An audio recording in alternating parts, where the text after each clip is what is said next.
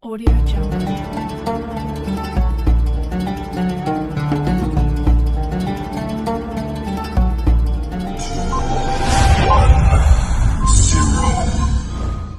Bismillahirrahmanirrahim. Aqulu lakum jami'an. Assalamualaikum warahmatullahi wabarakatuh. Berjumpa lagi dengan saya di Rumah Teduh Akal. Kali ini saya akan membahas tentang makna gulu, yaitu sesuatu yang berlebihan. Sebelum kita membahas mengenai arti berlebihan, kita akan berpikir kenapa berlebihan itu terjadi. Karena ada dua faktor. Yang pertama adalah dorongan hawa nafsu kita, yang kita terlalu memuji atau memuja kepada apa yang kita inginkan. Yang kedua adalah karena yang dipuja atau dipuji mempunyai khususan atau kelebihan hingga kita berlebihan kepadanya. Sebelum itu saya ucapkan puji dan syukur kepada Allah telah memberikan kita waktu, memberikan kita kesehatan dan umur yang panjang, yang dimana tiada satu makhluk pun yang dapat memberikan umur atau kesehatan kecuali dengan seizinnya. Ikhwani, ada sebagian pemikir-pemikiran Islam yang ketika kita memuji Rasulullah, kita memuji Nabiul Akhir, Nabiullah Muhammad, bahwasanya pujian-pujian itu terlalu berlebihan, dengan mereka menjadikan suatu dalil perkataan Rasulullah yang berbunyi, La tatruni kama ataratin nasara Isa bin Maryam.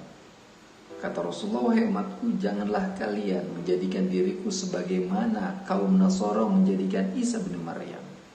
Di sini hadis begitu masyhur dan pemaknaannya, pengertiannya pun begitu mudah, yaitu di mana orang-orang Nasara menjadikan Isa bin Maryam adalah Tuhan.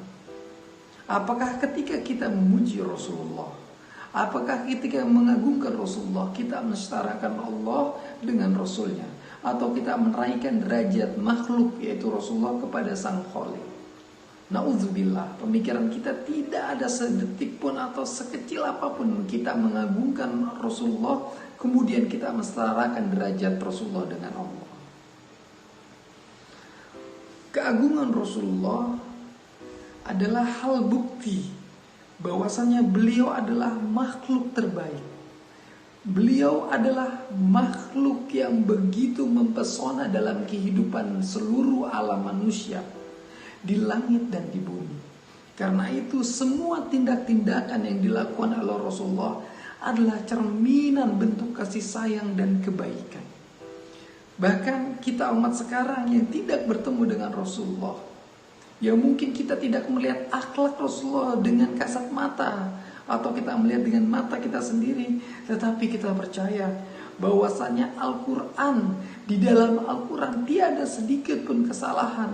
Dari itu kita harus membaca atau merenungi ayat firman Allah yang mengatakan, wa innaka la'ala khuluqin adim. Wahai Rasulullah, engkau adalah sebaik-baiknya akhlak, atau akhlak yang begitu tinggi, akhlak yang begitu paripurna, yang sempurna.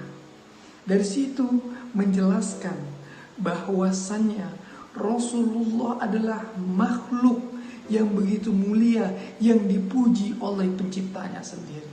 Tentu apakah kita salah ketika kita memuji atau memuji Rasulullah yang begitu agung dengan pujian-pujian yang sebagaimana sebagian pemikiran-pemikiran Islam menolak dan mengatakan mereka adalah kaum yang gulu, kaum yang berlebihan. Di dalam kehidupan sosial kita, di dalam masyarakat, ketika kita memanggil saudara kita, ketika kita berjumpa dengan saudara kita, dan ketika kita berbicara kepada saudara kita, tidak ada nas bentuk dari Al-Quran ataupun hadis yang dimana supaya ungkapan atau aturan suara itu diatur kepada saudara kita.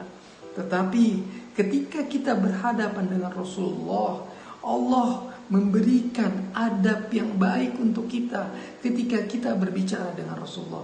Buka surat Hujurat ayat 2. Ya ayyuhalladzina amanu la tarfa'u aswatakum fawqa sautin nabi. Wahai orang-orang yang beriman, kata Allah, orang-orang yang beriman, janganlah engkau mengangkat suaramu di atas suara Nabi. Bukankah hal ini suatu keagungan untuk Rasulullah, sampai Allah pun mengatur suara kita terhadap suara baginda Rasulullah? Apakah itu suatu yang berlebihan? Kalau kita berbicara kepada teman kita, berbicara kepada saudara kita, tidak pernah ada aturan hadis atau nas ayat Al-Quran yang dimana suara kita harus kecil daripada suara mereka. Saya berikan satu contoh lagi, bahwasanya mengagungkan Rasulullah bukanlah sesuatu yang berlebihan dari kita mensetarakan beliau dengan Allah. Ketika Allah menciptakan Adam, apa perintah Allah kepada para malaikat? Al-Baqarah ayat 61, Allah berfirman dalam kitabnya yang suci, wa idz qulna lil malaika, ketika itu kami katakan kepada malaikat, usjudu li Adam, sujudlah kalian kepada Adam. Fasajadu illa iblis. Ketika itu para malaikat sujud kepada Nabi Allah Adam. Pertanyaannya, apakah ketika malaikat sujud kepada Adam sesuatu yang berlebihan? Secara rasional mungkin berlebihan, tetapi firman Allah mengatakan mereka bersujud kecuali iblis. Adakah para malaikat mengatakan bahwasannya Adam adalah Tuhan, yang dimana mereka bersujud kepada seorang makhluk? Tidak. Hal itu begitu memberikan dalil kepada kita tentang makna pengagungan kepada seseorang atau seorang wujud yang begitu mulia bukanlah sesuatu yang menjadikan dia begitu keluar dari jalur kemakhlukannya dan menjadikan dia seorang khalik. Dari sini kita menyimpulkan bahwasannya saudara, teman-teman atau ikhwan yang mendengar pembicaraan saya, bukalah hati kita ketika kita mengkaji atau menelusuri satu ayat atau hadis yang dimana jangan menjadikan sesuatu hadis itu senjata mengklaim untuk menjadikan pemikiran-pemikiran yang sesat atau salah ketika kita memaknai suatu hadis tersebut. Na'udzubillah.